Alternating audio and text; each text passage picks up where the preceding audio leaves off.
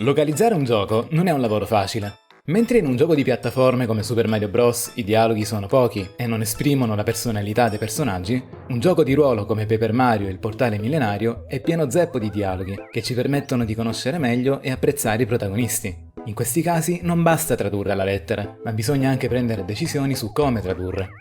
Permettetemi di raccontarvi la storia di Ombretta, uno dei personaggi più discussi della serie, e di come è stata tradotta. Io sono Storm, e questo è il Mario's Castle, il portale italiano dedicato alla serie di Mario.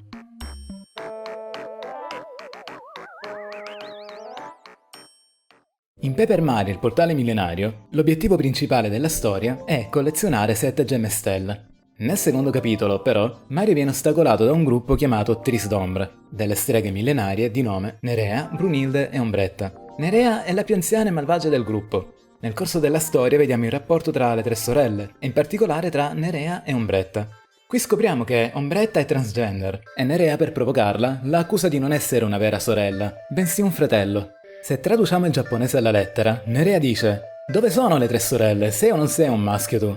Ombretta risponde: "Mi dispiace sorella, non volevo." E Nerea: "Non esiste non volevo, bada che dopo ti do una scarica di sculacciate." Quindi Nerea è molto cattiva, e il tema è decisamente delicato. Per fortuna però c'è un lieto fine. Nel capitolo 4, Nerea accusa ingiustamente Ombretta di aver smarrito un oggetto importante, la bomba Morse, e la manda a cercarla. Ombretta si trova in difficoltà finché non incontra Mario. Nonostante finora Ombretta sia stata un'avversaria, Mario l'aiuta, e sentendosi finalmente apprezzata decide di unirsi a lui, diventando temporaneamente una compagna. Più avanti, contro il boss di questo capitolo, Ombretta dichiara di essersi schierata con Mario. Il dialogo giapponese si traduce pressappoco così: "Scusami sorella maggiore, ma io vivo d'amore per Mario." Certo che Mario è un vero conquistatore in questo gioco. Mario, rilassati! Oppure no, fai come ti pare. Così Ombretta entra definitivamente, ufficialmente nel party.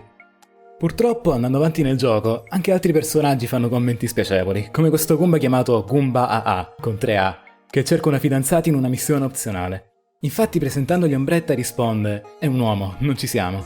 Ombretta risponde: "Il rifiuto è mio, citrullo." E poi persino nel menu, nell'enciclopedia, viene usato il genere sbagliato. Quindi l'eroe Mario ha sempre un atteggiamento positivo, ma nel gioco si trovano vari testi ambigui o del tutto dispregiativi nei confronti di Ombretta. Ora vi chiedo, secondo voi, come hanno tradotto questa storia in inglese? I traduttori consideravano il tema un tabù per il pubblico occidentale, come rivela quest'articolo del 2007. Non volevano rischiare di perdere E for Everyone nella valutazione d'età, quindi hanno deciso di rimuovere ogni riferimento al genere di Ombretta. Per esempio, la parte in cui Nerea bullizzava Ombretta perché la considerava un maschio è stata censurata, e adesso Nerea dice solo "You're plug ugly", cioè sei bruttissima.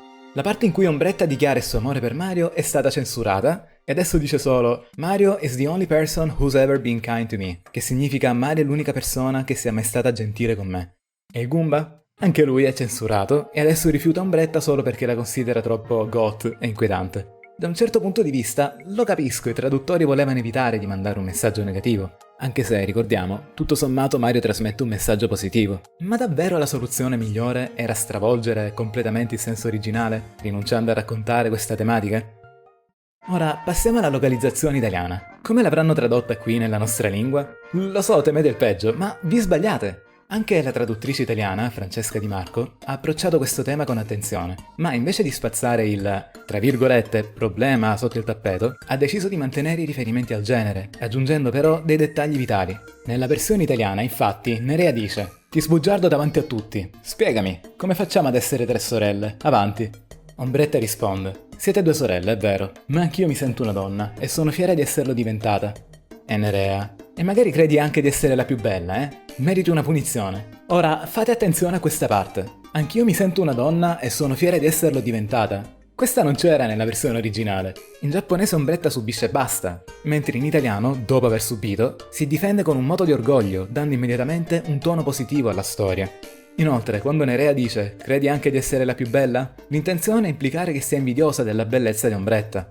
Passiamo al famigerato Goomba Incel. Nel testo originale rifiutava Ombretta perché la considerava un uomo. Nella versione italiana invece dice: "Ha due sorelle racchie? Non la voglio, prima o poi diventerà racchia anche lei." Quindi, diciamo, non è comunque gentile, ma la negatività sul genere è scomparsa. Anche l'enciclopedia ora è corretta. Infatti dice: "È la sorella, o meglio, l'ex fratello di Nerea. Era un uomo ma ora è una donna avvenente." Quando Ombretta dichiara il suo amore per Mario, in italiano dice «Non ho più esitazioni, non è più la gratitudine a spingermi, ma la passione». La traduzione italiana secondo me è perfetta, perché se nella versione giapponese può esserci qualche problema, nella versione italiana invece è chiaro fin dall'inizio che Nerea è nel torto e Ombretta è giustamente orgogliosa di essere se stessa. Se siete curiosi delle altre versioni, in francese e spagnolo i dialoghi sono piuttosto simili a quelli giapponesi, nel bene e nel male, ma purtroppo hanno tolto la dichiarazione d'amore. Invece la versione tedesca è all'opposto. Qui Ombretta non è transgender, però, forse proprio per questo motivo, mantiene la dichiarazione d'amore. Ecco un riassunto di tutte le lingue.